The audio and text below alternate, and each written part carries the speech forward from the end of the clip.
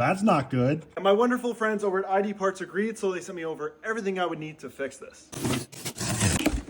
Yo. ID Parts, you guys are the best. Thank you for the shirt. It's pretty cool.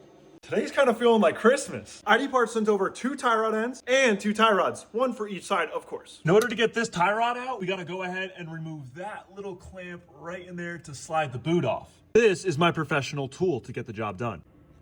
And now I'm gonna hit it with the hammer. Now I'm gonna remove this clamp from the tie rod. And although that seemed a bit barbaric, watch this.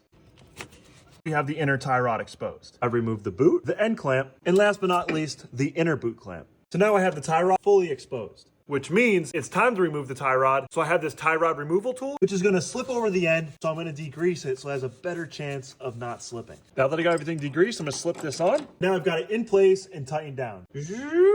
Don't question me, just know I'm gonna get it out. And just like that, We have a floppy tie rod removed. we're gonna install these the same way we took them out. We're gonna thread it on, slide this back on. Get down to 70 foot-pounds. Remove the tool. We could reuse this, but I'm not going to. Greasing the boot. Now where the boot's gonna seal to the tie rod. I'm using a zip tie in place of that clamp. We're gonna slip this all together.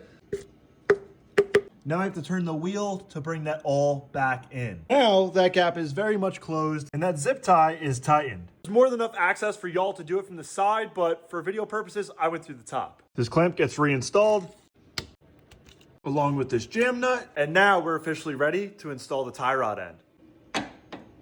I'm gonna go ahead and give this 20 full rotations. We're doing 20 rotations because that's pretty much where an OEM alignment should be, so it's a good starting point for an alignment. Now I'm ready to reinstall onto the knuckle. Everything's loosely fitted because, well, we still have to do an alignment. This is just a basic setting. Sometimes you just have to bust out the hand tools. Hello.